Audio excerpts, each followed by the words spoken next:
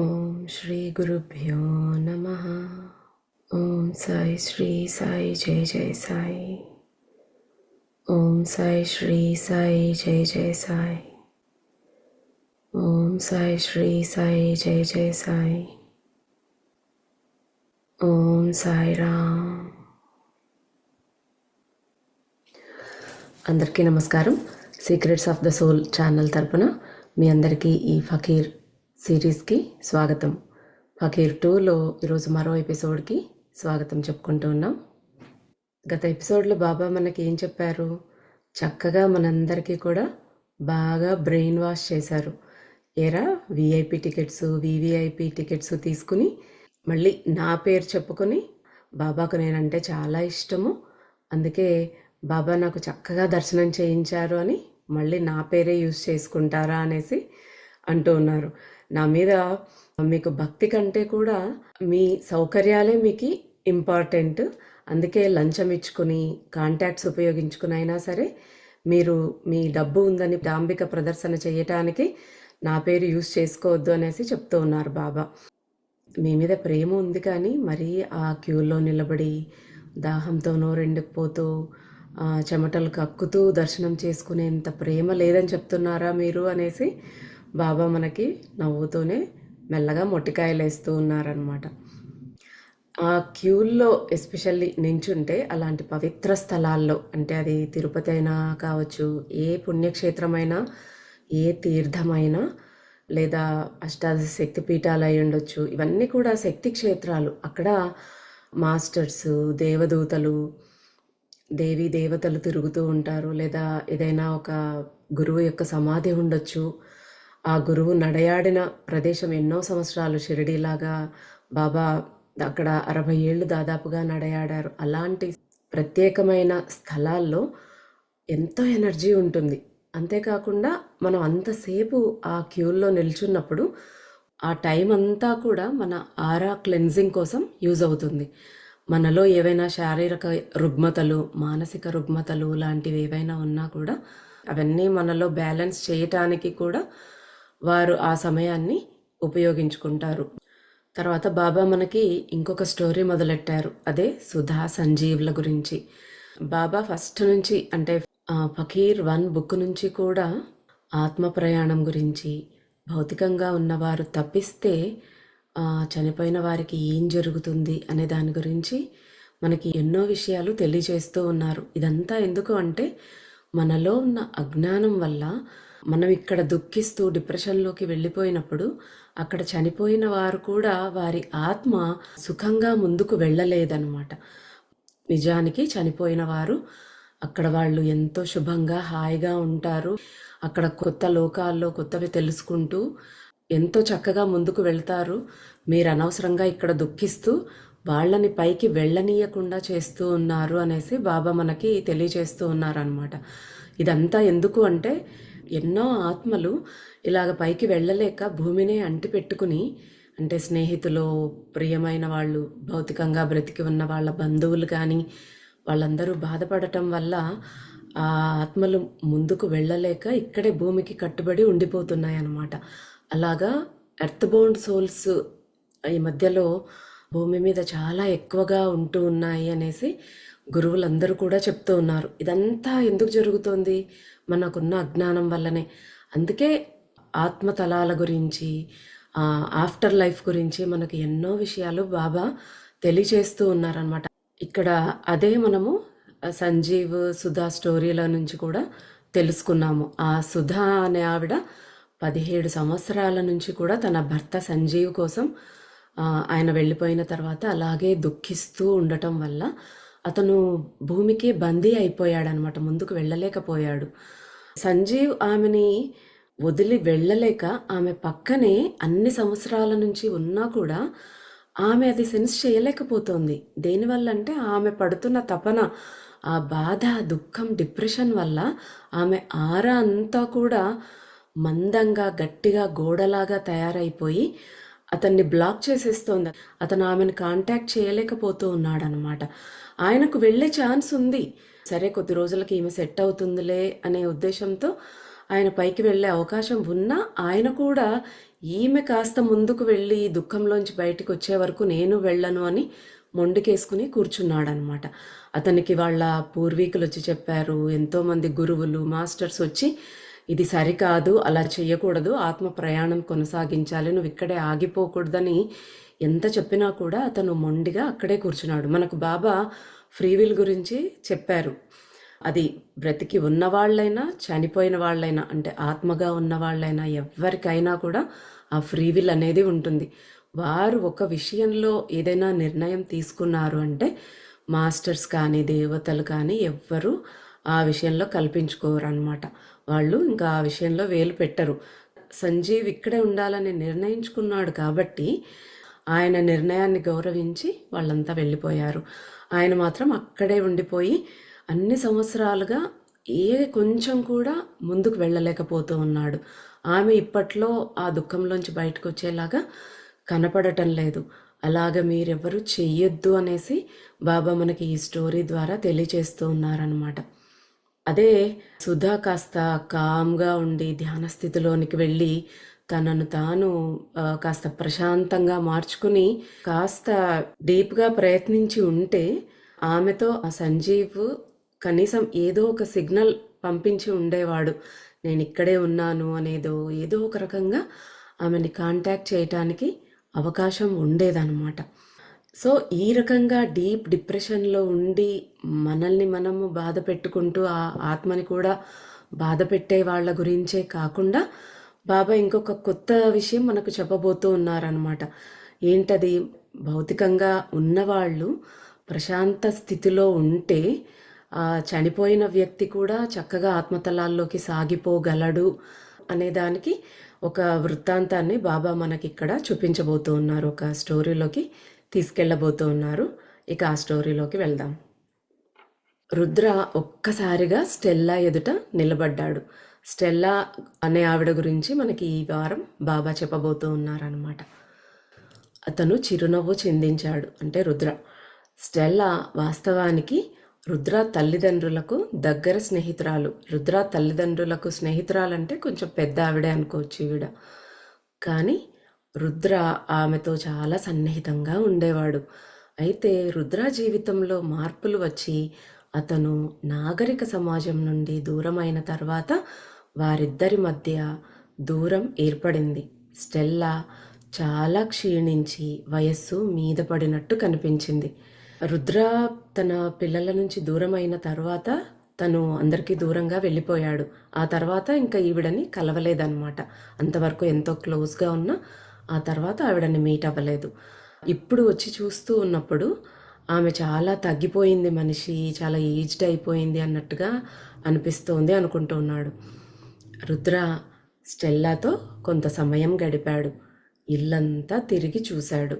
Derek ఎక్కడికి పోయాడో అని ఆశ్చర్యపోయాడు. సాధారణంగా డెరెక్ స్టెల్లా ఇద్దరూ విడదీయలేని కవలల్లా ఉండేవారు. డెరెక్ జీవితం పూర్తిగా స్టెల్లా చుట్టూ తానే తిరిగేది. స్టెల్లా డెరెక్ భార్యాభర్తలు. వాళ్ళిద్దరూ కూడా చాలా క్లోజ్గా, అంటే కంజాయింట్ ట్విన్స్, అంటే అతుక్కొని పుట్టిన కవలల్లాగా అంత క్లోజ్గా ఉండేవాళ్ళనమాట. రుద్ర తిరిగి చూసి తన పక్కనే పెద్ద చిరునవ్వుతో నిలబడిన డెరెక్ని చూశాడు. రుద్రాకు గుర్తున్న దానికంటే కనీసం 20 ఏళ్ళు చిన్నవాడిలా కనిపించాడు డెరెక్. అంతేకాదు అతని వెంట్రుకలు నల్లగా పొడవుగా ఉన్నాయి. హలో రుద్ర, నువ్వెప్పుడు పరలోకానికి వెళ్ళిపోయావు? రుద్ర పక్కన నిలబడి రుద్రాను చూశాడు. అంటే డెరెక్ చనిపోయాడనమాట. ఆయన చనిపోయాడు కాబట్టి ఈయన కన్ఫ్యూజ్ అవుతూ ఉన్నాడు రుద్ర. అందులో చాలా యంగ్గా కనిపిస్తున్నాడు. స్టెల్లా కనపడేదానికి డెరెక్కి చాలా డిఫరెన్స్ ఉందన్నమాట. ఈయన ఆత్మగా ఉన్నాడు కాబట్టి ఆ ఏజ్ అవ్వటం అనేది ఉండదు. నువ్వెప్పుడు చనిపోయావు, నువ్వెప్పుడు పరలోకానికి వెళ్ళిపోయావు అనేసి రుద్రాని అడుగుతున్నాడు అనమాట డెరెక్. రుద్ర కొంతసేపు డెరెక్ని చూస్తూ అర్థం చేసుకోవడానికి ప్రయత్నించాడు. ఒక్కసారిగా అతను గందరగోళంలో పడిపోయాడు. వాట్ ద హెక్, నువ్వు కూడా చనిపోయావా డెరెక్? డెరెక్ చిరునవ్వు చిందించాడు. ఇక్కడ చనిపోయారు అనే పదం వాడరు రుద్, నీకు ఇప్పటికే ఆ విషయం తెలిసి ఉండాలే. అవునవును, పరలోకానికి వెళ్ళిపోవడం అనే మాట ఇక్కడ ఫ్యాన్సీగా గొప్పగా వాడతారు. సో నువ్వెప్పుడు స్వర్గానికి వెళ్ళిపోయావు? నిజంగా నువ్వు స్వర్గానికే వెళ్ళావు కదా. ఇద్దరు మనుషులు కాకుండా 2 ఆత్మలు ఎదురుపడితే వాళ్ళ కాన్వర్జేషన్ ఎలా ఉంటుంది అంటే ఇలా ఉందన్నమాట. నువ్వు చనిపోయావా, నువ్వెప్పుడు చనిపోయావు, నువ్వు స్వర్గానికి వెళ్ళావా, నరకానికి వెళ్ళావా అంటూ వాళ్ళ కాన్వర్జేషన్ చాలా బాగుంది. ఇలాగా అక్కడ నువ్వు చనిపోయావా అనే మాట మాట్లాడరు, అంటే కొంచెం పాజిటివ్ సెన్స్లో మాట్లాడతారు. అందుకే నువ్వు ఇప్పుడు పరలోకానికి వెళ్ళిపోయావు అనేసి అడిగాడు అనమాట డైరెక్ట్. ఓ ఇక్కడంతా ఫ్యాన్సీగా మాట్లాడతారులే అంటూ ఉన్నాడు రుద్ర. హెవెన్ మరియు హెల్ మన మనసు యొక్క స్థితులే రుద్. చాలా క్లోజ్ అయిన వాళ్ళు రుద్రాని రుద్ అని పిలుస్తూ ఉంటారనమాట. యు బగర్, కాసేపు ఆత్మలాగా మాట్లాడటం మానేసి ఒక మనిషిలా మాట్లాడు, for God sake man. Direct చిరునవ్వు నవ్వాడు. అతను స్టెల్లాను చూశాడు. ఆమె చాలా తగ్గినట్టు అనిపిస్తోంది డెరెక్. అవును, తగ్గింది. అలాగైతే నీ మరణాన్ని మరి ఆమె ఎలా తీసుకుంది? థ్యాంక్ఫుల్లీ ఒక వివేకమైన ప్రియమైన మనిషిలా, అంటే ఆమె చాలా వైజ్గా తీసుకుందనమాట. అంటే పూర్తిగా బ్రేక్ డౌన్ అయిపోయి డిప్రెషన్లోకి జారిపోతూ మిగతా అన్ని చీకటి భావాలలో చిక్కుకుని ఉంటే నేను ముందుకు సాగలేకపోయేవాడిని. రుద్, నీకు తెలుసు, నేను ఒక్కరోజు కూడా ఆమెని వదిలిపెట్టలేదు. ఆమెనే నా జీవితం. ఆమె ఏ రకంగా డీప్ డిప్రెషన్లోకి జారిపోకుండా కాస్త త్వరగానే విషాదం నుంచి కోలుకుందనమాట. అందుకే నేను కూడా ముందుకు వెళ్ళిపోగలిగాను అనేసి, మూవ్ ఆన్ అయిపోగలిగాను అనేసి చెప్తున్నాడు డైరెక్ట్. కానీ నీకు తెలుసు, నేను ఆమెను ఒక్కరోజు కూడా వదిలిపెట్టలేదు. అంటే వాళ్ళిద్దరూ చాలా ఇష్టంగా క్లోజ్గా ఉంటారు కాబట్టి ఆమెనే నా జీవితం అనేసి చెప్తుంటే రుద్ర అంటున్నాడు, నువ్వు మృతుడివి డెరెక్, అందుకే కాస్త జీవితం గురించి మాట్లాడడం ఆపుతావా? అంటే నువ్వు చనిపోయావు, జీవితం గురించి ఎందుకు మాట్లాడుతున్నావు అంటున్నాడు అనమాట. ఇద్దరూ ఒక్కసారిగా నవ్వేశారు. కానీ ఇది నిజం రుద్. ప్రార్థనలు చేయటం, అలాగే జీవనాన్ని ముందుకు కొనసాగించటం మన ప్రియమైన వారికి ఇచ్చే ఉత్తమ బహుమతులు. అవును, శోకం తప్పదు, కన్నీళ్ళు తప్పవు, డిప్రెషన్ కూడా వస్తుంది, విషాదం సహజం. కానీ ఒక పరిమితి వరకు మనం పూర్తిగా చీకటిలోకి జారిపోవడం, నిరాశతో జీవించడం, నిరంతరం దుఃఖంలో ఉండటం, ఎప్పటికీ ముందుకు సాగలేకపోవడం, ఇవన్నీ సరికాదు. స్టెల్లా తన జీవితంలో ముందుకు సాగి ఉండకపోయుంటే నేను ఆత్మలోకంలో కూడా ముందుకు సాగలేకపోయేవాడినేమో చెప్తూ ఉన్నాడనమాట డైరెక్ట్. ఎవరికైనా తన వాళ్ళు చనిపోతే బాధ అనేది ఉంటుంది, కన్నీళ్ళు వస్తాయి, కొన్ని రోజులు డిప్రెషన్లోకి వెళ్ళిపోవడం అనేది ఉంటుంది. కానీ ఒక లిమిట్ ఉంటుంది దేనికైనా. మరీ పూర్తిగా సుధాలాగా చీకటిలోకి జారిపోయి నిరాశలోనే జీవించకూడదు. నిరంతరం దుఃఖంలోనే ఉంటే అది వాళ్ళకి మంచిది కాదు, చనిపోయినా మనకు కూడా మంచిది కాదు అనేసి చెప్తూ ఉన్నాడనమాట. నేను చాలా తరచుగా ఆమె దగ్గరికి వస్తూ ఉంటాను. ఆమె కూడా నన్ను అనుభూతి చెందుతుంది. చూడు, ఇప్పుడు ఆమె చేస్తున్న పని నాకు ఎంతో ఇష్టమైనదని ఆమెకు తెలుసు. తన స్కెడ్యూల్ని, జీవిత శైలిని మార్చకుండా కొనసాగించినందుకు నేను ఆమెకు కృతజ్ఞతలు తెలియచేస్తున్నాను. ఆమె నన్ను ప్రేమించడం మానలేదు, కానీ జీవితాన్ని కూడా ప్రేమిస్తోంది. ఆమె తన జీవితాన్ని విషాదంతోనే కానీ గౌరవంతో కొనసాగిస్తోంది. ఇది మాకు ఆత్మలోకంలో చాలా ముఖ్యం. స్టెల్లా బాధపడినా కూడా ఆమె త్వరగానే బయటకు వచ్చేసి తన స్కెడ్యూల్ అంతా డైరెక్ట్ చనిపోకముందు ఎలాగ ఉందో ఆమె అలాగే తన జీవితాన్ని కొనసాగిస్తోందన్నమాట. అందుకని ఆయన చాలా హ్యాపీగా ఉన్నాడు. ఆమె అలా చేయగలిగినందుకు ఇతన్ని పట్టి ఉంచట్లేదన్నమాట. ఇతను మూవ్ ఆన్ అయిపోగలిగాడు. అండ్ ఆయన చాలా తరచుగా కూడా ఆమె దగ్గరికి వస్తూ ఉంటాడనమాట. ఆమె ఎప్పుడైతే తలుచుకుంటుందో అతని గురించి, అతను ఆమె దగ్గరికి వస్తాడు. ఆమె కూడా అనుభూతి చెందగలుగుతుందంట. ఎందుకంటే ఆమె ఆరా బరువుగా లేదు, అంటే ఈ నెగిటివ్ భావాలు లేకుండా ఆమె పాజిటివ్నెస్లో ఉన్నందుకు ఆమె ఆరా డెరెక్ యొక్క సాన్నిహిత్యాన్ని అనుభూతి చెందగలుగుతుందన్నమాట తను వచ్చినప్పుడు కూడా. ఇలాగ ఉండటం అనేది మనకు చాలా ముఖ్యము ఆత్మలోకంలో ఉన్న వాళ్ళకి అనేసి చెప్తూ ఉన్నాడు అనమాట. నేను ఆమెని చాలా తరచుగా కలుస్తాను, ఆమెతో సమయం గడుపుతాను, ఆమె నన్ను అనుభూతి చెందగలుగుతుంది, ఆమె రోజంతా నాతో మాట్లాడుతూనే ఉంటుంది. అంటే ఇతను ఆమెను కలవటానికి వచ్చినప్పుడు ఆమెతో టైం స్పెండ్ చేసినప్పుడు అతన్ని ఫీల్ అవ్వగలుగుతుంది కాబట్టి అతను పక్కన ఉంటే నిజంగా బ్రతికి ఉంటే ఎలాగ మాట్లాడుతూ ఉండేదో అలాగే అన్ని విషయాలు అతనితో షేర్ చేసుకుంటూ అతనితో మాట్లాడుతూనే ఉంటుంది. ఆయన కూడా వింటూ ఉంటాడనమాట. గది మొత్తం షాపిన్స్ యొక్క భయానక మెలోడీతో నిండిపోయి ఉంది. షాపిన్ అనే అతను ఒక పియానిస్ట్, 1800స్లో ఉన్నటువంటి కళాకారుడు అనమాట. సో ఆ స్టెల్లా ఉన్న రూమ్ అంతా కూడా ఆ షాపిన్స్ యొక్క ఒక మెలోడీతో, ఆ సంగీతంతో నిండిపోయి ఉందన్నమాట. సంగీతం మరియు రంగులు ఎంతో స్పష్టంగా ఉన్నాయి. రుద్ర కొంతసేపు ఆ అందాల వైభవానికి పూర్తిగా పరవశుడైపోయాడు.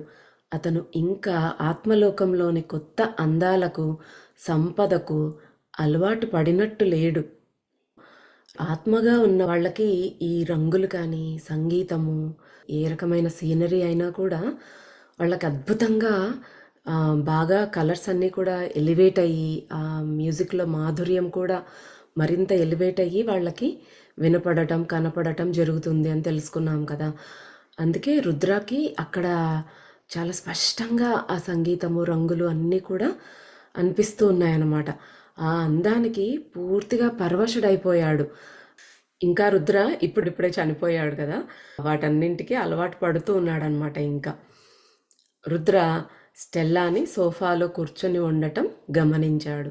ఆమె కళ్ళు మూసుకుంది మరియు ఆమె ఆరాలో చోటు చేసుకుంటున్న మార్పులను రుద్ర చూడగలిగాడు. ఆమె తనను తాను ప్రశాంతపరుచుకుంటోంది.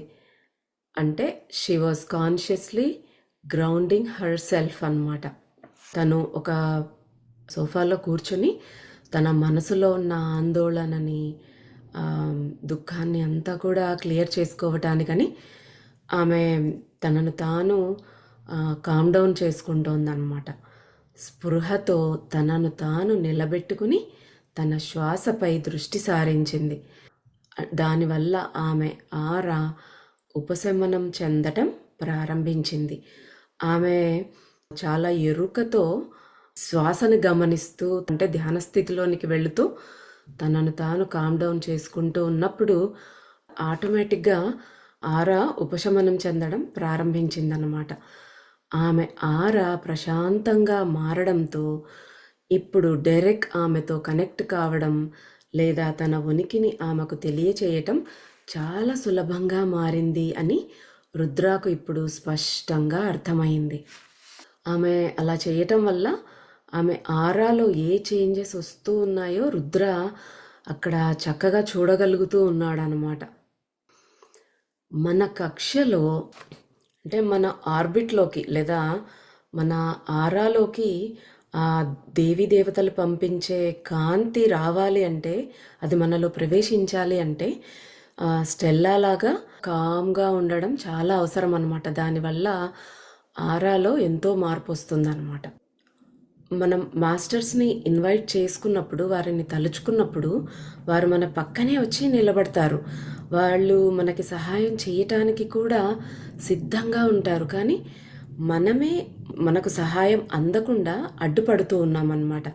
స్నేహ ఎగ్జాంపుల్లో చూసాం కదా, మాస్టర్స్ రెడీగా ఉన్నారు ఆవిడకి హెల్ప్ చేయటానికి. కానీ ఆమె ఆరా మందంగా ఉండటంతో ఆమె లోనికి కాంతి పంపించలేకపోయారు వాళ్ళు. దుఃఖము, డిప్రెషన్ అలాంటి వాటితో మనకు మనమే అడ్డుపడుతున్నామన్నమాట. స్టెల్లా సాలడ్ తరగడం ప్రారంభించింది. ఆమె ముఖంలో ఒక విస్మయకరమైన భావం కనిపించింది. రుద్ర డెరెక్ స్టెల్లా పక్కన కూర్చోవడం గమనించాడు. ఆపై వారి ఆరాలు కలిసిపోయాయి. కొన్ని క్షణాల తర్వాత మేఘాల వెనక నుండి సూర్యుడు బయటకు వస్తున్నట్టుగా స్టెల్లా కళ్ళలో మెరుపు కనిపించింది. ఆమె పెదవులపై చిరునవ్వు వచ్చింది. రుద్ర వారిద్దరినీ చూశాడు. ఆమె దూరంగా ఏదో లోతుగా ఆలోచిస్తున్నట్టుగా కనిపించింది. ఆమెకు డెరెక్ తన దగ్గరే ఉన్నాడని గ్రహించగలిగింది. అతని ఉనికిని ఆమె అనుభవించగలిగింది. అంటే ఆమె కామ్ డౌన్ అవ్వగానే డెరెక్ ప్రెజెన్స్ని, ఆ ఫ్రీక్వెన్సీని ఆమె ఫీల్ అయింది. వెంటనే ఆమె కళ్ళల్లో ఉండే మెరుపు, ఆమె పెదవుల మీద ఉండే చిరునవ్వు చూసి రుద్రాకు అర్థమైందనమాట. ఓ స్టెల్లా తెలుసుకోగలుగుతోంది డెరెక్ అక్కడే ఉన్నాడు అని. ఎందుకంటే వాళ్ళిద్దరూ పక్కనే ఉన్నప్పుడు, ఇద్దరి ఆరా కలిసిపోయినప్పుడు ఆ ఫ్రీక్వెన్సీ ఆమె కామ్గా ఉంది, ప్రశాంతమైన స్థితిలో ఉంది కాబట్టి అతన్ని అనుభూతి చెందిందనమాట వెంటనే. చాలాసేపు రుద్ర వారి ఆరాలు పరిపూర్ణంగా కలిసినట్టు చూశాడు. ఆపై అతను అకస్మాత్తుగా వారి క్యాబిన్ వెలుపల ఉన్న వరండాలో తాను కూర్చున్నట్టుగా గుర్తించాడు.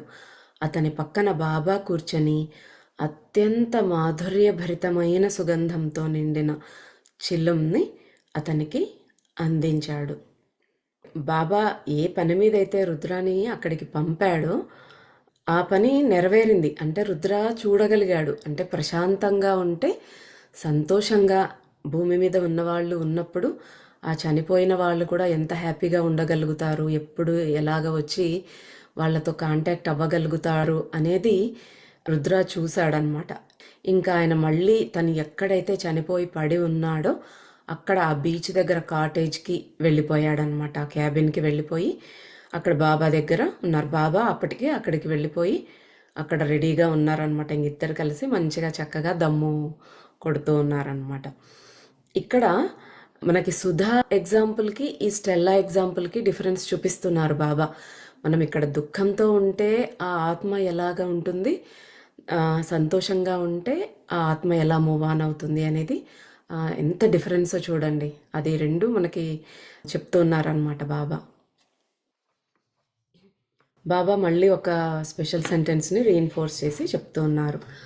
వేదన, అపరాధ భావన, అజ్ఞానం, కోపం, కామం, స్వాధీనత అంటే పొసెసివ్నెస్, అన్నీ నావే, నాదే, నాకే చెందింది అనే ఆ టైప్ ఆఫ్ మెంటాలిటీ అనమాట.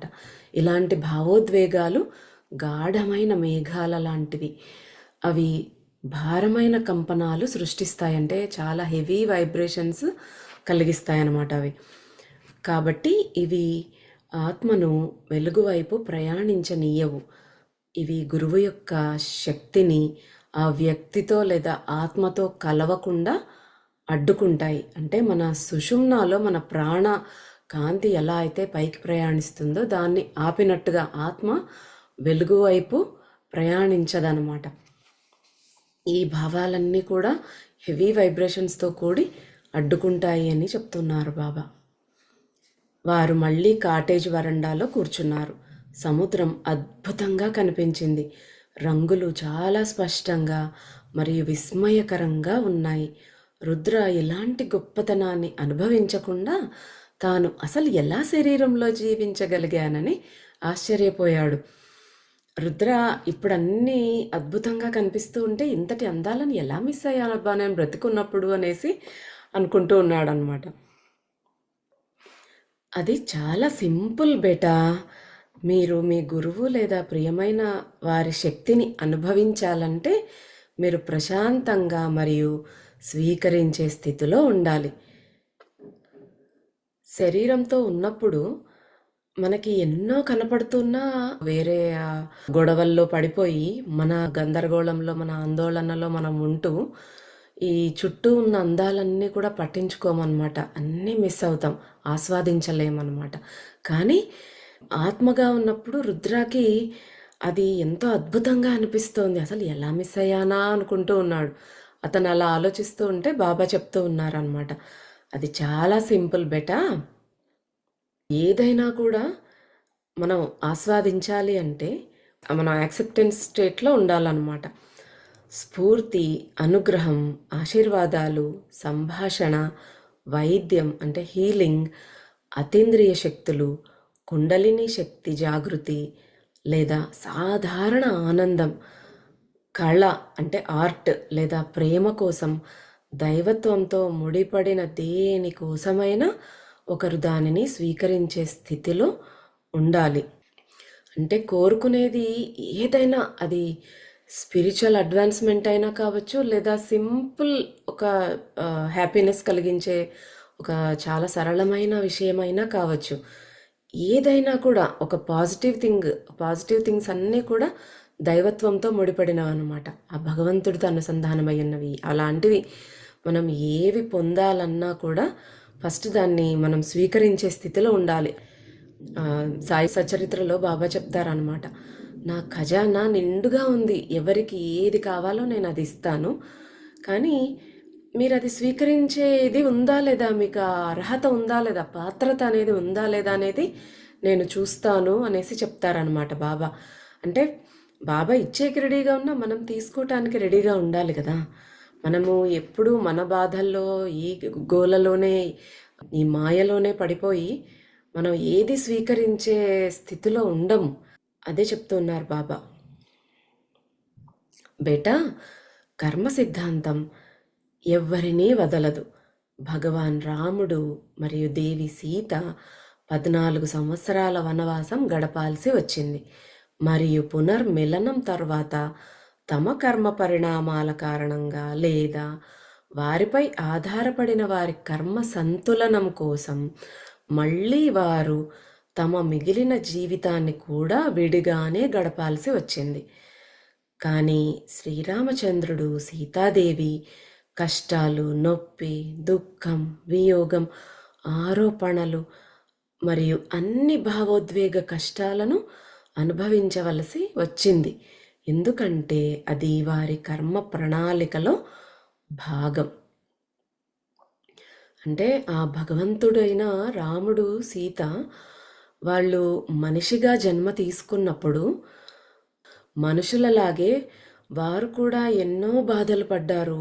ఎన్నో కష్టాలు, దుఃఖం, నొప్పి, బాధ, వియోగము, అపనిందలు అన్నీ కూడా అనుభవించారు వాళ్ళు.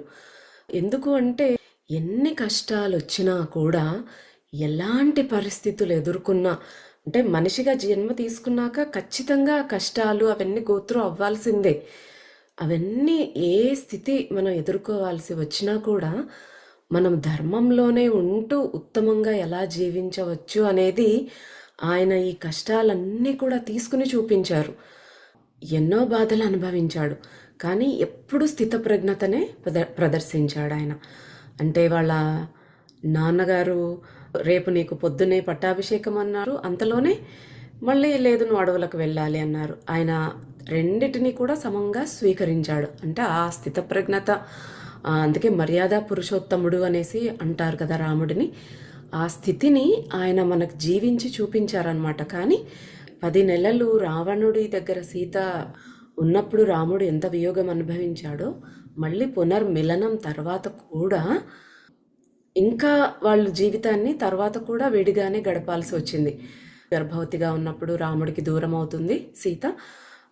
లవకుశులు వాల్మీకి ఆశ్రమంలో జన్మించటం ఇవన్నీ మనకు తెలుసు. అంటే ఎక్కువ సంవత్సరాలు వాళ్ళు దూరంగానే ఉన్నారనమాట.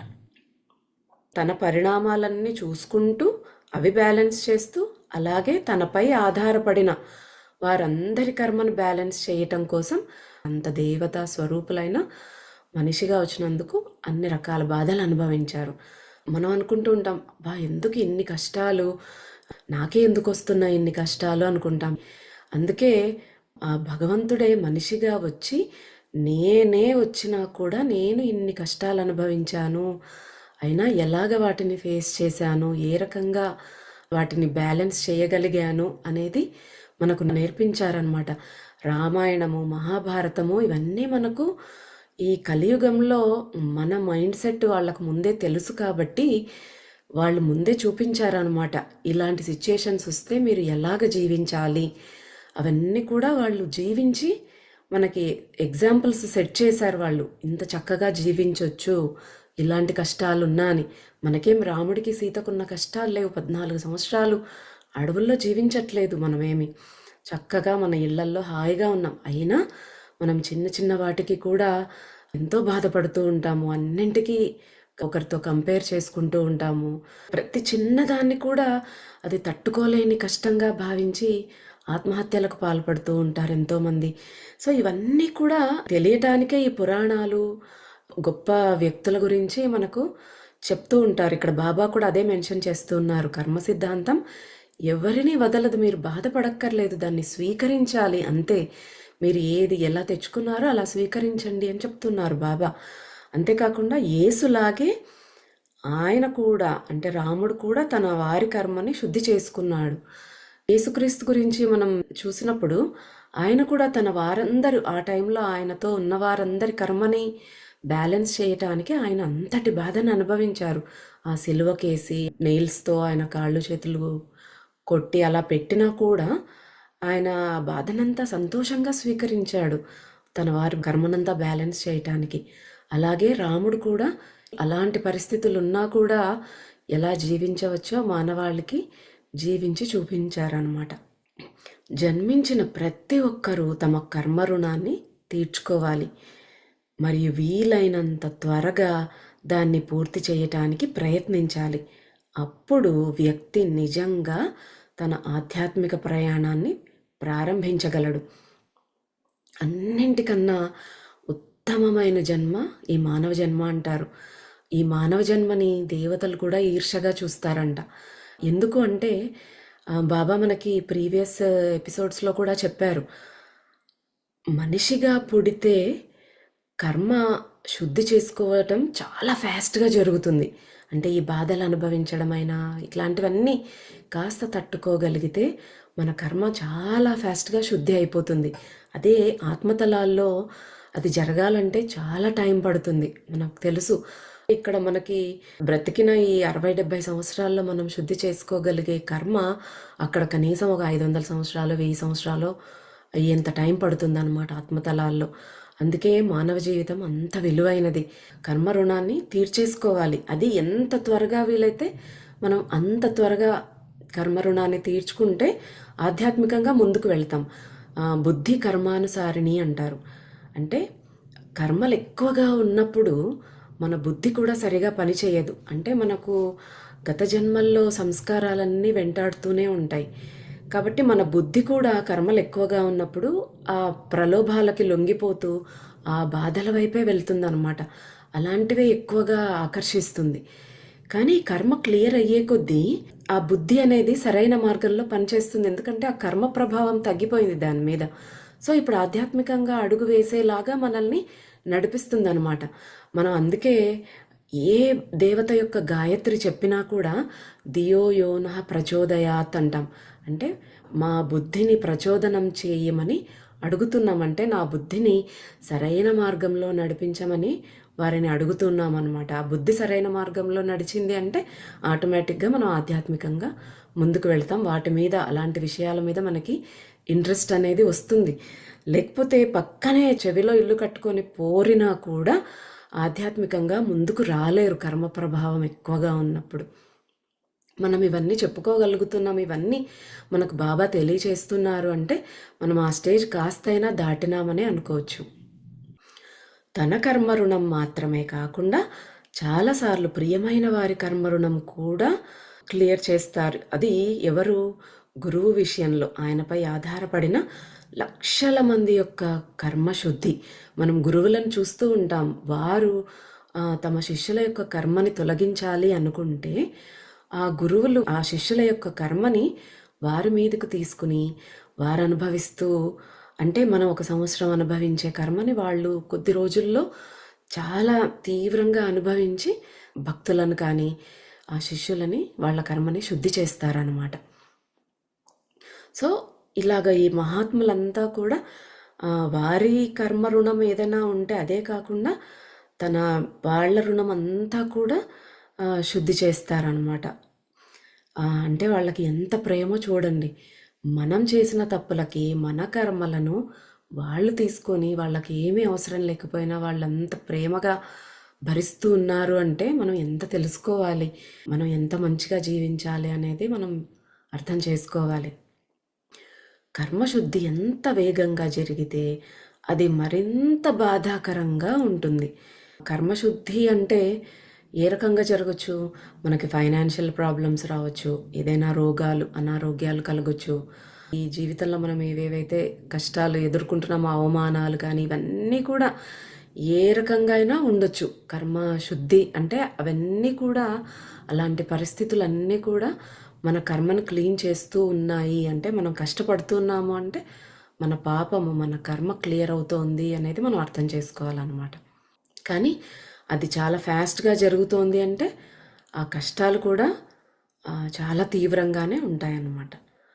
గురువుల సభతో ఒక వ్యక్తి ఈ నిర్ణయానికి వచ్చినప్పుడు ఈ ప్రత్యేక జీవితంలో ఒకరు అన్ని కర్మ ఇచ్చిపుచ్చుకోవడాల నుండి శుద్ధి చేయబడాలి. ఎందుకంటే తదుపరి జీవితం నుండి వారు తిరిగి శరీరంలోనికి రావాల్సిన అవసరం లేదు. కానీ ఆత్మ ప్రపంచంలోనే ప్రయాణాన్ని కొనసాగించవచ్చు. జన్మ తీసుకునే ముందు గురువులందరితో, మాస్టర్స్తో కలిసి మన సోల్ ప్లాన్ చేసుకుంటుంది.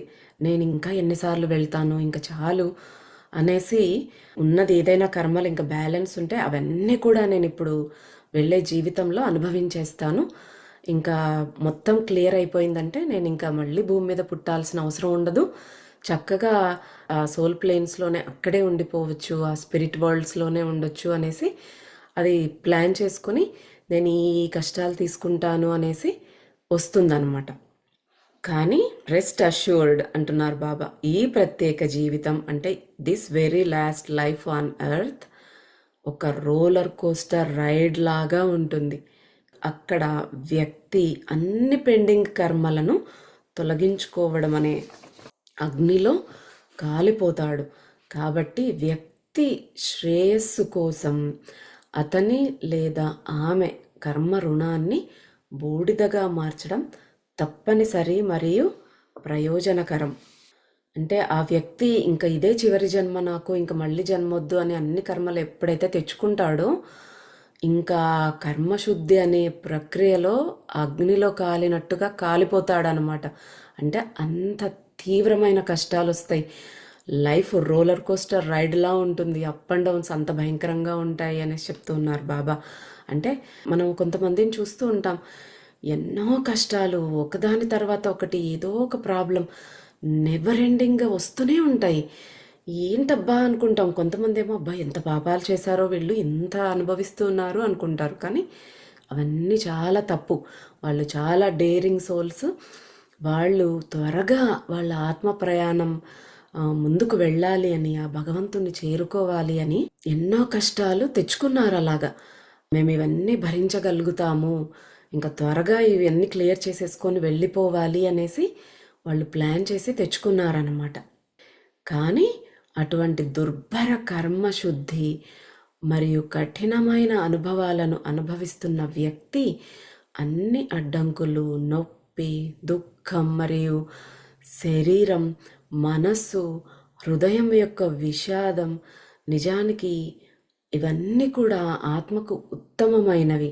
మరియు ఆత్మ ప్రపంచంలో ఉన్నప్పుడు వ్యక్తి నిర్ణయించినట్లుగానే ఉంటుంది.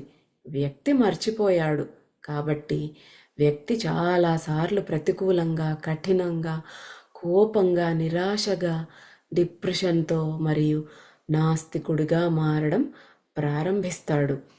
ఇదంతా సోల్ లెవెల్లో ఆత్మగా ఉన్నప్పుడు ప్లాన్ చేసుకున్నాడు. ఎవరైనా అలాగ నిర్ణయం తీసుకుంటాడు వ్యక్తి. కానీ ఈ భూమి మీదకి వచ్చినాక రిపీటెడ్గా అసలు నెవర్ ఎండింగ్గా వచ్చే ఈ కష్టాలన్నీ తట్టుకోలేక జీవితం దుర్భరంగా తయారైపోతుందన్నమాట. ఆ కష్టాలు తట్టుకోలేక ఏం చేస్తాడు, నాకే ఎందుకు వస్తున్నాయి, నేనేం పాపం చేశాను, అందరు బాగానే ఉన్నారు కదా అని ఇలాగా తనని నిందించుకుంటూ, తన పరిస్థితులను నిందిస్తూ లేదా భగవంతుణ్ణి నిందిస్తూ నెగిటివ్గా మారిపోతాడనమాట. అసలు ఆ దేవుడే లేడు, దేవుడు ఉంటే నేను ఇలా ఎందుకు బాధపడతాను అనేసి నాస్తికుడిగా మారిపోతాడు. లేదంటే కఠినంగా, కోపంగా, ఒక నిరాశగా, డిప్రెషన్తో అలాగన్నా మారిపోతారనమాట. వాళ్ళు సోల్గా ప్లాన్ చేసుకున్నప్పుడు నేను ఇవన్నీ భరిస్తాను అనే తెచ్చుకుంటాడు. కానీ ఇక్కడికి వచ్చినాక అవమానాలు, చుట్టూ అవమానపరిచే వాళ్ళే ఉంటారు. అన్ని పరిస్థితులు అలాగే ఉంటాయి. ఎందుకంటే అతనే ప్లాన్ చేసుకున్నాడు. నువ్వు వచ్చి నాకు ఇలాగా అవమానించాలి, నాకు ఈ పరిస్థితి ఎదురు కావాలి, ఫుడ్‌కి కష్టంగా ఉండాలి, పేదరికం రావాలి. ఇలాంటి సిట్యుయేషన్స్ వస్తేనే నేను ముందుకు వెళ్తాను, ఇవన్నీ క్లియర్ చేసుకోగలుగుతానని ప్లాన్ చేసుకుంటాడు. కానీ ఇక్కడికొచ్చి అది తట్టుకోవడం కష్టమైపోతుందన్నమాట. క్లెన్జింగ్ అంత రేంజ్‌లో జరగాలి అంటే ఆ కష్టాలన్నీ రావాల్సిందే, తప్పదనమాట. తను ఫేస్ చేయాల్సిందే. ప్రశాంతంగా మరియు సానుకూల సమర్పణతో కర్మశుద్ధి చేయడానికి బదులుగా వ్యక్తి దానితో పోరాడడం ప్రారంభిస్తాడు మరియు మరింత కర్మను పోగు చేసుకోవడం ప్రారంభిస్తాడు. సోల్గా ప్లాన్ చేసుకునేది గుర్తుండదు. బాబా అందుకే గుర్తు చేస్తూ ఉన్నారనమాట. ఇవన్నీ మనకు చెప్తూ, మీ జీవితంలో ఇలాగే కష్టాలు ఉన్నాయంటే ఇదంతా మీరు సోల్ లెవెల్లోనే ప్లాన్ చేసుకున్నారు అనేసి బాబా ఇదంతా మీ ప్లానే అనేసి గుర్తు చేస్తున్నారనమాట. ఇలా చేస్తేనే ఆత్మ ప్రయాణం మీకు బాగా ముందుకు వెళుతుంది అనేసి చెప్తూ ఉన్నారనమాట. కాబట్టి చింతించొద్దు, ప్రశాంతంగా పాజిటివ్ సరెండరెన్స్తో చెయ్యండి అనేసి చెప్తున్నారు. లేదంటే ఆ పరిస్థితులతో ఫైట్ చేస్తూ, తిట్టుకుంటూ, నిందించుకుంటూ, ఆత్మహత్య చేసుకుంటూ భయంకరమైన పాపం ఇంకా కర్మని పోగు చేసుకుంటాడు. కర్మ శుద్ధి జరగబోతోంది, కానీ దురదృష్టవశాత్తు వ్యక్తి మళ్ళీ కొత్త కర్మని నిర్మించుకుంటున్నాడు. బిల్డింగ్ అప్ న్యూ కర్మ అన్నమాట. బట్ హోప్ఫుల్లీ ఆ కర్మ రుణం చాలా పెద్దది కాకపోతే ఆత్మ ప్రపంచంలో దాన్ని శుద్ధి చేసేసుకోవచ్చు. లేదా మరొక మంచి కర్మశుద్ధి కోసం మాతృభూమికి తిరిగి రావాల్సి ఉంటుంది. నిరాశతో మీరు పోగు చేసుకున్న కర్మ మరీ ఎక్కువగా లేకపోతే మళ్ళీ భూమి మీద పుట్టాల్సిన అవసరం లేదు, ఆత్మతలాల్లోనే క్లియర్ చేసుకోవచ్చు. కానీ ఎక్కువ కర్మను పోగు చేసుకుంటే మాత్రం తప్పదు, మళ్ళీ భూమి మీదకు రావాల్సిందే అంటున్నారు. బేటా, కాబట్టి మీ విధిని సద్భావంతో అంగీకరించండి, విషయాలను మెరుగుపరచటానికి ప్రయత్నించండి మరియు ఎల్లప్పుడూ ఏ పరిస్థితిలో అయినా మీ ఉత్తమమైన దానినే ఇవ్వండి. ఎల్లప్పుడూ మీ స్వాభిమానం కోసం నిలబడండి. కానీ మీ శాయశక్తులా ప్రయత్నించిన తరువాత మిగిలిన దానిని మీ గురువు యొక్క జ్ఞానం మరియు అనుగ్రహానికి వదిలివేయండి. ఏ పరిస్థితులు వచ్చినా కూడా గివ్ యువర్ బెస్ట్. నువ్వు ఎంత ప్రయత్నిస్తావో వాటిలో నుంచి బయటకు రావటానికి, పరిస్థితులు మెరుగుపరుచుకోవటానికి ప్రయత్నించు.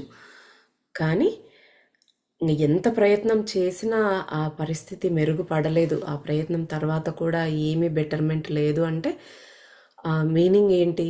మన ప్రయత్నం ఎంత చేసినా మనం కష్టాలు పడుతూనే ఉన్నాము అంటే ఇది కర్మ, ఇది కర్మను అనుభవిస్తూ ఉన్నాము అనేది యాక్సెప్ట్ చేయాలన్నమాట. యాక్సెప్ట్ చేసి ఇంకా భగవంతుడికే వదిలేయాలి, ఆ గురువుకే వదిలేయండి అని చెప్తున్నారు బాబా. తరచుగా అనారోగ్యం, పేదరికం, పోరాటం, వైవాహిక అసామరస్యం, సోదర పోటీ, పనిలో లేదా ఇంట్లో, జీవితంలో ఒకరి హక్కును పొందకపోవడం చాలాసార్లు కర్మశుద్ధి ప్రక్రియలో భాగం. ప్రతి అసామరస్యపు రోజుకు మిలియన్ల రోజులు మరియు రాత్రుల ఆనందం మీకోసం ఎదురు చూస్తోంది. అంటే ఈ అనారోగ్యం, పేదరికము లేదా భార్యాభర్తల మధ్యలో కలతలు, అక్క చెల్లెళ్ళ మధ్య, అన్నదమ్ముల మధ్య పోటీ కానీ, అసూయలు, ద్వేషాలు, వాళ్ళ రైట్ వాళ్లకు లేకుండా వాళ్ళని అణిచి తొక్కేసే పరిస్థితులు ఉండొచ్చు. ఇవన్నీ కూడా మీ కర్మశుద్ధిలో భాగమే. కాబట్టి మీ ప్రయత్నం మీరు చేయండి, గురువుకు వదిలేయండి. ఎప్పుడు కలకాలం ఇలానే ఉండవు కష్టాలు, ఇవన్నీ వెళ్ళిపోతాయి, మళ్ళీ మనకు మంచి రోజులు వస్తాయి. అది ఇంకా చాలా అద్భుతంగా ఉంటుందని చెప్తున్నారు. మనము భారతంలో కుంతీదేవిని తీసుకుంటే ఆవిడ ఎన్నో కష్టాలు అనుభవించారు, కానీ ప్రతి భయంకరమైన కష్టం తర్వాత మళ్ళీ ఆవిడ సంతోషంగా ఉండే పరిస్థితి కూడా వస్తుంది.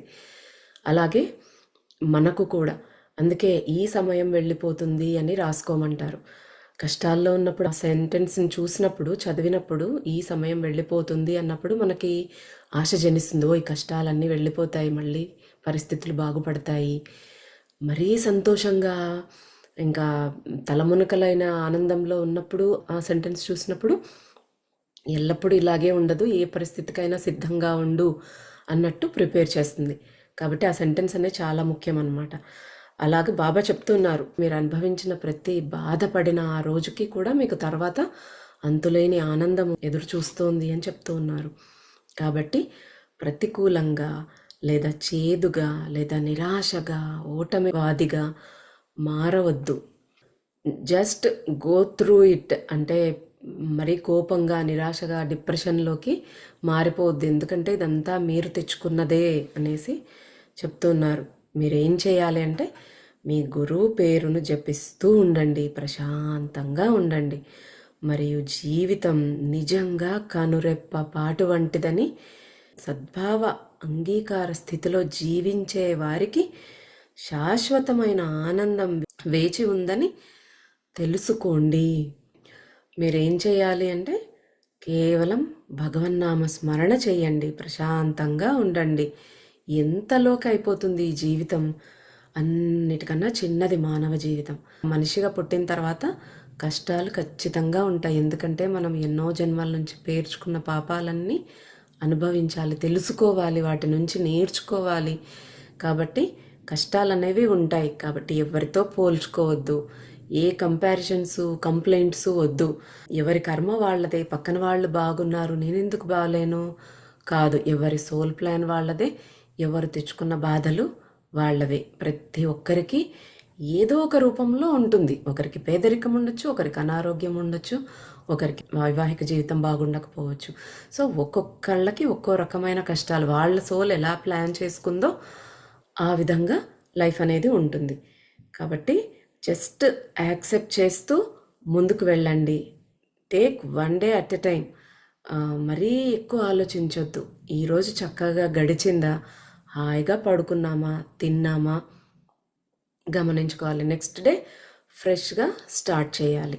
ప్రజెంట్ మూమెంట్లో ఉంటూ మన జీవితాన్ని గడిపినట్టయితే ఆ వేదన అనేది ఉండదన్నమాట. కష్టంగా అనిపిస్తే గురువుకి అప్పగించండి, అంతే. నామస్మరణ చేయండి. ఏ దైవాన్ని నమ్మితే ఆ నామం స్మరించుకోండి, ఆయనను నమ్మి ఆయనకు వదిలేయండి, అంతే చేయాల్సింది అని చెప్తున్నారు బాబా. సద్భావంతో యాక్సెప్ట్ చేస్తూ ముందుకు వెళ్ళే వాళ్ళకి శాశ్వతమైన ఆనందం వేచి ఉంది. కానీ బాబా మనస్సు గురించి ఏమి చేయాలి? ఆలోచనలు మరియు ఉద్రిక్త భావోద్వేగాలు, నిగూఢంగా దాచిన నిరాశలు అని అడుగుతున్నాడు రుద్ర. సరే, ఇవన్నీ అంగీకరించాలి అది అంటున్నారు. కానీ మనసు అనేది ఒకటి ఉంటుంది కదా మనకు లోపల, ఎదురు తిరుగుతూ ఉంటుంది, కోపం వస్తుంది, ఎంతో నిరాశ పడుతుంది, డిసప్పాయింట్ అవుతుంది. మరి దాని సంగతి ఏంటి బాబా అంటున్నాడు రుద్ర. అప్పుడు బాబా చెప్తున్నారు, దేవాలయంలోకి ప్రవేశించే ముందు చాలామంది ఎందుకు కొబ్బరికాయను పగలగొడతారో మీకు తెలుసా?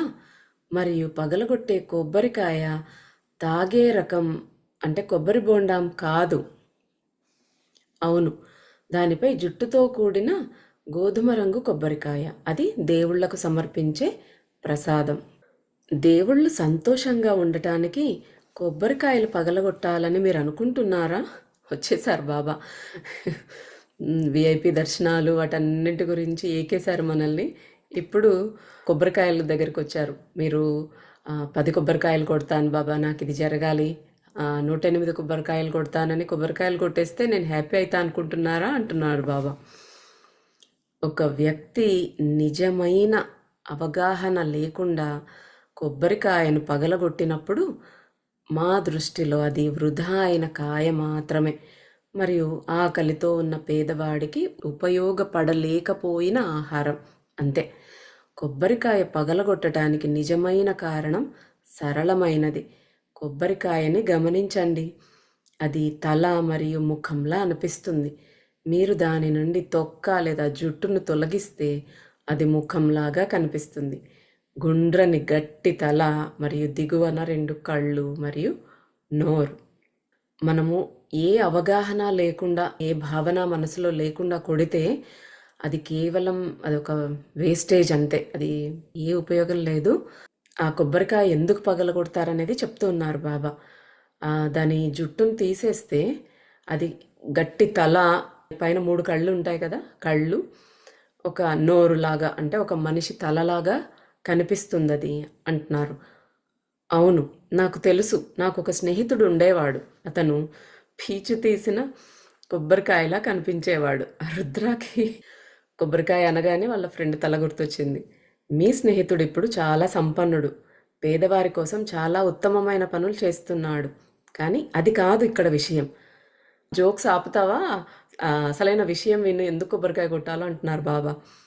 కొబ్బరికాయ తలలాగా కనిపిస్తుంది. ఒకరి దేవుడు లేదా గురువు ముందు కొబ్బరికాయను పగలగొట్టడం ద్వారా ఒకరు నిజానికి గురువుతో చెప్పడానికి ప్రయత్నిస్తున్నారు, ఇది నా తల, మరియు ఇక్కడ నేను దీన్ని సమర్పణగా మీకు గౌరవంగా పగలగొట్టాను అని బాబా చెప్తున్నారనమాట. అంటే కొబ్బరికాయ పగలగొట్టడం అంటే ఇది నా తల బాబా, దాన్ని మీ ముందు గౌరవంగా పగలగొడుతున్నాను అనేసి చెప్పడం, అది మీనింగ్ అంటున్నారు బాబా. అప్పుడు రుద్ర అంటున్నాడు, గురువు తన శిష్యుడు తన తలను పగలగొట్టాలని ఎందుకు కోరుకుంటాడు? తన శిష్యుడు తల పగలగొట్టుకోవాలని గురువు ఎందుకు కోరుకుంటాడు బాబా అంటున్నాడు రుద్ర. నాకు ఖచ్చితంగా కొన్నిసార్లు నీ యాస్ట్రల్ తలను పగలగొట్టాలని అనిపిస్తుంది. కొబ్బరికాయను పగలగొట్టడం ద్వారా శిష్యుడు, నేను నా తలను పగలగొట్టాను, ఇక తల లేదు అంటే ఇక స్వంత మనస్సు లేదు, ఆలోచనలు లేవు, ఇక no more intellectual nonsense. నా తెలివితేటలు, ఆలోచన ప్రకంపనలు ఇక ఏవి లేవు బాబా, నా తలను పగలగొట్టేస్తున్నాను.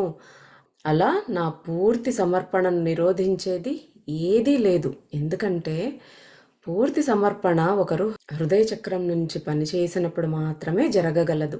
కాబట్టి మీరు కొబ్బరికాయను పగలగొట్టినప్పుడు మీరు నిజానికి మీ గురువుతో చెబుతున్నారు, నేను నా తలను ఉపయోగించను, నేను ఆలోచనలను మీకు నాకు మధ్య రానివ్వను అనేసి.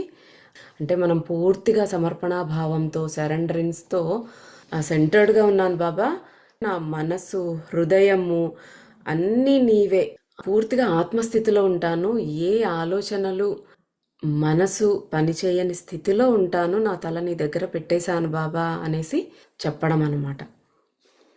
ఓ ఓ నాకు అర్థమైంది. అందుకే చాలాసార్లు నీవు నన్ను కొబ్బరికాయను పగలగొట్టమని చెప్పేవాడివి. అప్పుడు నాకు మతిపోయిందా లేక మీకు మతిపోయిందా అనుకునేవాడిని. కొబ్బరికాయ తత్వశాస్త్రంతో కూడిన ఓ పెద్ద ఆయన, అంటే కోకోనట్ ఫిలాసఫీ చెప్తున్నావు పెద్ద ఆయన అంటున్నాడు అనమాట రుద్ర. బాబా నవ్వారు. కొబ్బరికాయను పగలగొట్టడం అంటే, తలను పగలగొట్టడం అంటే అహంకారం మరియు ఆలోచనలు మరియు మనసు నుండి ఉద్భవించే అన్ని ధోరణులను తొలగించటం. ఎందుకంటే మన తలలోనే మైండ్ అనేది ఉంది, దాంట్లో నుంచి ఆలోచనలు వస్తున్నాయి. కాబట్టి తలను నేను నీ పాదాల దగ్గర పగలగొట్టినప్పుడు ఆ మనస్సు, ఆలోచనలు అన్నీ కూడా అక్కడే సమర్పించేస్తున్నాను అని పూర్తి సమర్పణాభావంతో ఉండడం అన్నమాట. జొరాస్ట్రియన్లు మంచి ఆలోచనలు, మంచి మాటలు మరియు మంచి చర్యలను నమ్ముతారు. అంటే మనోవాక్కాయ కర్మలు, మాటలు మరియు చర్యలు ఆలోచనల నుండి ఉద్భవిస్తాయి. మనోవాక్కాయ కర్మలంటే మన ఆలోచన, మాట, చర్య అన్నీ అలైన్మెంట్లో ఉండాలన్నమాట. ఈ ఆలోచనలు చిన్న మనస్సు నుండి ఉద్భవిస్తాయి, అంటే మన సబ్కాన్షియస్ మైండ్ నుంచి ఉద్భవిస్తాయి.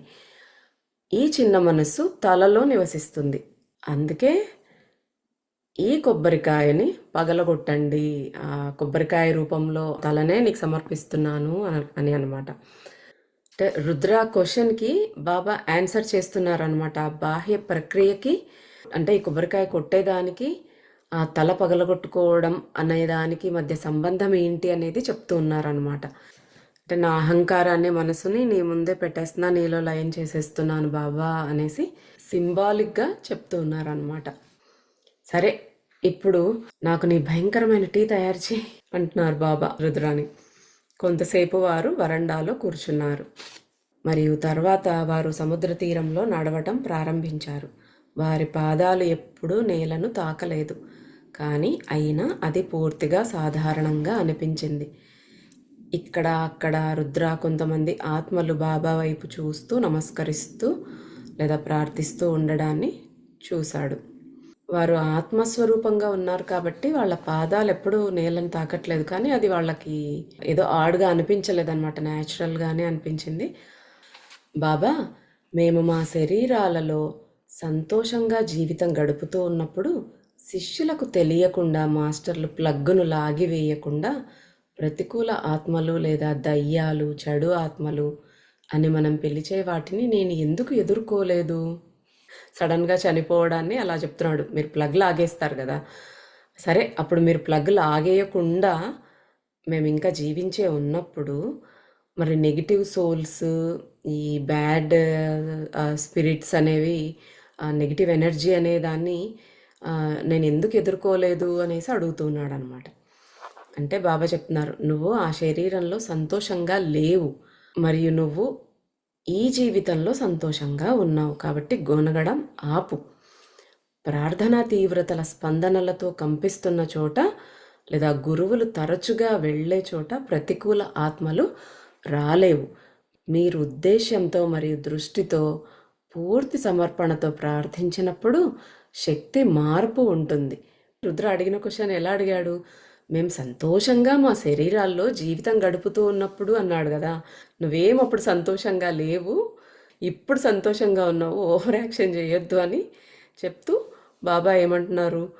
ప్రార్థనల తీవ్రతతో అంటే పాజిటివ్గా ఉన్న చోట డిప్రెషన్ అవన్నీ లేకుండా ఉన్నప్పుడు ఆ డార్క్ స్పిరిట్స్ అనేవి దగ్గరికి కూడా రాలేవు. ఒక మాస్టర్ నామస్మరణ జరుగుతున్నా ఆయన ప్రెజెన్స్ ఉన్న చోట ఇంటెన్షన్తో మంచిగా ప్రార్థించినప్పుడు, హయ్యర్ ఫ్రీక్వెన్సీతో మన కంపనాలు ఉన్నప్పుడు, ఆ పాజిటివ్ వైబ్రేషన్స్ మనలో ఎక్కువగా ఉన్నప్పుడు కాంతిగా మారుతాం. అప్పుడు ఈ నెగిటివ్ ఎనర్జీస్, ఈ స్పిరిట్స్ అనేవి మన దగ్గరికి రాలేవన్నమాట. దాన్ని ఎగ్జాంపుల్గా ఎలా చెప్తున్నారంటే బాబా, ఇక్కడ బాబా చెప్పినదంతా నేను జస్ట్ ఎక్స్ప్లెయిన్ చేస్తాను చదవకుండా. ఒక బల్బుని తీసుకొని దాని వెనక వైరింగ్, ఈ బల్బుకి కనెక్ట్ చేసి ఉన్న వైరింగ్ అండ్ వెనక సాకెట్లో ఉన్న వైరింగ్ కనెక్షన్ ఎప్పుడైతే టచ్ అవుతుందో అప్పుడు బల్బు వెలుగుతుంది కదా. ఒక చిన్న జీరో బల్బ్ కానీ లేదా డెకరేటివ్ లైట్స్ ఉంటాయి, చిన్న చిన్న లైట్స్. ఇప్పుడు చిన్న లైట్ వేసినప్పుడు మనకి వెలుగు రాదు. అదే పెద్ద ట్యూబ్ లైట్ కానీ లేదా స్టేడియంలో లైట్స్ లాంటివి, ఫ్లడ్ లైట్స్ లాంటివి వేసినప్పుడు చాలా లైట్ వస్తుంది. అంటే ఆ వోల్టేజ్ని బట్టి ఆ వెలుగు వస్తుంది. ఆ వెలుగు ఎంత ఎక్కువగా ఉందో చీకటి అంత దూరం పారిపోతుంది. అలాగే మనం చాలా ఫోకస్డ్గా ఎంతో ధ్యాస పెట్టి ధ్యానం కానీ ప్రార్థన కానీ చేసినప్పుడు మనము ఆ విశ్వంతో కనెక్ట్ అవుతామన్నమాట. మన బల్బుని యూనివర్సల్ సాకెట్కి పెట్టినట్టుగా ఆ యూనివర్స్ నుంచి ఎనర్జీ అనేది వస్తుందన్నమాట. అప్పుడు మనలో ఆ ఎనర్జీ షిఫ్ట్ అనేది జరుగుతుంది. ఆ కాంతి మన ఆరాలోకి ప్రవేశించి మన ఆరా కాంతివంతం ఉత్తేజితం అయిపోతుంది. ఆ కాంతి వల్ల, ఆ వైబ్రేషన్స్ వల్ల మనం హై ఫ్రీక్వెన్సీతో ఉంటామన్నమాట. ఎక్కువ వోల్టేజ్ లైట్ వేస్తే వెలుగు వచ్చినట్టుగా మనలో కూడా ఆ గాఢ స్థితిలో ఉన్నప్పుడు ఆ హై వోల్టేజ్ అనేది జనరేట్ అవుతుంది.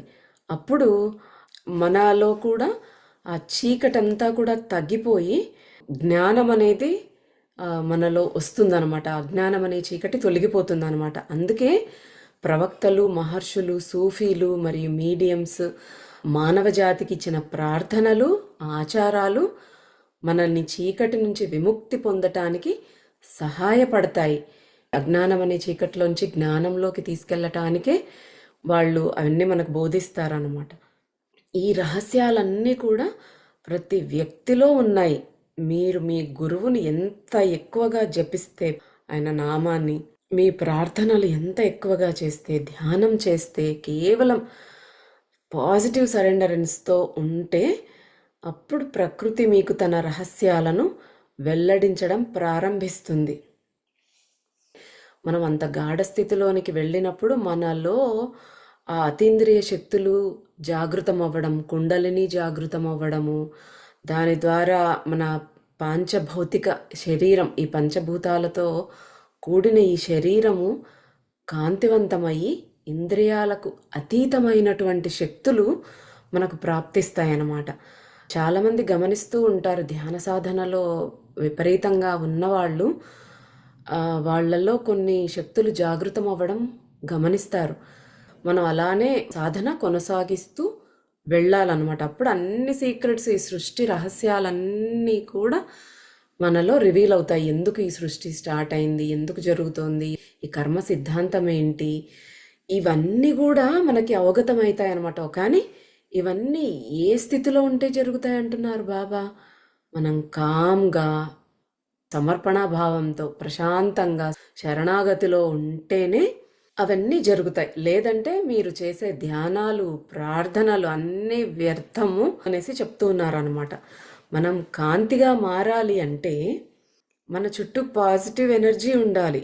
ఈ నెగిటివ్ ఎనర్జీ అంతా దూరం అయిపోవాలి. మన ఆరా అంతా కూడా హై ఫ్రీక్వెన్సీతో ఇంటెన్స్గా మారాలి అంటే మనం ప్రశాంతంగా ఉండడం ముఖ్యం. స్టెల్లాను చూసాం కదా, ఆమె ప్రశాంతంగా మార్చుకోగానే ఆమె ఆరా కాంతివంతమవుతుంది, డైరెక్ట్తో కనెక్ట్ అవ్వగలుగుతుంది అనమాట. అంటే మాస్టర్స్ కూడా మనతో అలా కనెక్ట్ అవ్వగలుగుతారు. వాళ్ళు పంపే శక్తి ప్రసారం అనేది మనలోకి వస్తుంది, మన ఆరా ప్రకాశవంతం అవుతుంది అనమాట. ఇవన్నీ చేయకపోతే బల్బుకి అనుసంధానించబడిన వైర్ను సాకెట్లో ప్లగ్ చేయనట్టే అనమాట. ఇప్పుడు వైర్, బల్బు, సాకెట్ ఇవన్నీ కూడా శుభ్రంగా పనిచేసే స్థితిలోనే ఉండాలి. ఒక బల్బు వెలగాలి అంటే బల్బులో ఫిలమెంట్ మంచిగా ఉండాలి, వైరింగ్ కరెక్ట్గా ఉండాలి, ఆ సాకెట్ క్లీన్గా ఉండాలి.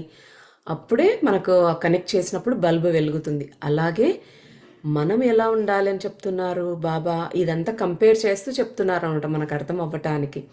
ఇవన్నీ వర్కింగ్ కండిషన్లో క్లీన్గా ఉన్నట్టే మన శరీరం కూడా సరిగా ఉండాలి, యూజ్ చేసే స్థితిలో ఉండాలి. ఇప్పుడు ప్రశాంతత, లోపల బయట ప్యూర్గా మంచి ఆలోచనలతో, అంటే మనస వాచ కర్మణ కూడా ప్యూర్గా ఉండాలన్నమాట. మనం ఆలోచన మంచిగా ఉండాలి, మన మాట మంచిగా ఉండాలి, ప్రవర్తన మంచిగా ఉండాలి. ఎందుకంటే అవి ఒకదానికొకటి లింక్. మనం త్రికరణ శుద్ధిగా ప్యూర్గా ఉన్నప్పుడు, ఆర్ద్రతతో ఉన్నప్పుడు విశ్వశక్తి స్పందన ఆటోమేటిక్గా ఎనర్జీ మరియు లైట్, కాంతిగా ఆ కంపనాలను మనలోనికి, ఆ వైబ్రేషన్స్ని మనలోనికి ట్రాన్స్మిట్ చేస్తుంది, ప్రసారం చేస్తుంది అన్నమాట. ఏ ఎక్స్పెక్టేషన్స్ పెట్టుకొని సాధన చేయకూడదు. నేను ఇది చేస్తున్నాను కదా, నా ఆరోగ్యం మంచిగా అయిపోతుంది, నేను ఈ ధ్యానం చేస్తున్నాను కదా, నా కష్టాలన్నీ దూరం అయిపోతాయి, టెంకాయలు ఎన్ని కొడుతున్నాను, సో నా సమస్యలన్నీ పోతాయి అనే ఎక్స్పెక్టేషన్స్ అస్సలు పెట్టుకోవద్దు అని చెప్తూ ఉన్నారనమాట బాబా. మీకు ఆయన ఏదైతే ప్లాన్ చేశారో దాని గుండా మీరు ప్రశాంతంగా వెళ్ళాలంటే మీకు ఎనర్జీ కావాలి, మీకు సరైన అవగాహన, శక్తి కావాలి. అవన్నీ మీకు మీ సాధన ద్వారా వస్తాయి అనేసి చెప్తూ ఉన్నారు. సో ఈరోజు ఇక్కడికి ఆపుకుందాం. బాబా చెప్తున్నవన్నీ వింటూ ఉన్నాము, చదువుకుంటూ ఉన్నాము. ఇవన్నీ కూడా వినేసి వదిలేయకుండా ప్రాక్టీస్లో పెట్టినప్పుడే మనలో డిఫరెన్స్ మనమే చూసుకోగలుగుతాము. మన టెంపర్ లూజ్ అవుతాము, అన్నిటి కోపం వచ్చేస్తూ ఉంటుంది. మనం గమనించుకుంటే అర్థమవుతుంది. మనం ప్రశాంతంగా ఉండటానికి అసలు ట్రై చేస్తున్నామా, కాస్త లేట్ అవుతుంది ఎక్కడికన్నా వెళ్ళేది, ఆఫీస్కో లేకపోతే ఇంకేదో అంటే కంగారు వచ్చేస్తుంది. ఆ తొందరలో ఏదో తప్పు చేసేస్తాము, లేదా ఎవరు ఏ చిన్న మాట అన్నా ఆ కోపం వచ్చేసి వాళ్ళని ఒక మాట అనేస్తాము. ఆ కామ్నెస్ అనేది మనలో ఉండదన్నమాట. మనం ఎప్పుడైతే బాబా చెప్పినట్టు ఆ ప్రశాంతమైన స్థితిలోకి వస్తామో మనం తొందరపడి ఒక మాట మాట్లాడడం అనేది ఉండదు, తొందరపడి ఒక పని చేయడం అనేది ఉండదు. మనలో మనము ఎన్నో మార్పులు గమనించుకోవచ్చు. ఈ 3, జస్ట్ ఈ 3, శరణాగతిలో ఉన్నామా, కామ్గా ఉన్నామా, యాక్సెప్ట్ చేస్తున్నామా, ఈ 3ంటిని వ్యాలిడేట్ చేసుకుంటే మన లైఫ్లో మనము ఎంతో మారిపోతాం. ప్రతి విషయంలో కూడా గమనించుకోవాలి. ఆ 3 కూడా అన్నీ యాక్సెప్ట్ చెయ్యం. మనం ఎక్స్పెక్ట్ చేస్తూ ఉంటాం, మనం ఎక్స్పెక్ట్ చేసినట్టు జరగలేదే అనేసి బాధపడుతూ ఉంటాము, నిరాశలోకి వెళ్ళిపోతూ ఉంటాము. కానీ ఎక్స్పెక్ట్ చేయడం లేకుండా అన్నీ యాక్సెప్ట్ చేస్తే, ఓకే ఎలా జరిగితే అలాగ నేను యాక్సెప్ట్ చేస్తున్నాను అనే ఆ సమర్పణ భావంతో, ఆ అంగీకార స్థితిలోనికి వచ్చేయగలిగితే ఆ డిఫరెన్స్ మీరే చూడొచ్చు. అది చెప్పినంత ఈజీ ఏమీ కాదు. ఎరుకతో ఉంటూ ప్రతి నిమిషము మనల్ని మనం గమనించుకుంటూనే ఉండాలన్నమాట. మనం యాక్సెప్టెన్స్లో అనేది ఉండం అసలు. అది డెఫినెట్గా బాబా అందుకే అన్నిసార్లు దాన్ని చెప్పారనమాట. ఇవన్నీ జస్ట్ టైంపాస్కి వినడం కాకుండా మనం ప్రాక్టీస్ చేసినప్పుడు తప్పకుండా మన ఆత్మ అనేది ముందుకు వెళుతుంది. మన గోల్ అదే. మనం ఇవన్నీ చేస్తూ ఉన్నప్పుడు ఆటోమేటిక్గా ఆ పాజిటివ్ ఎనర్జీ అనేది మనలోకి వస్తుంది.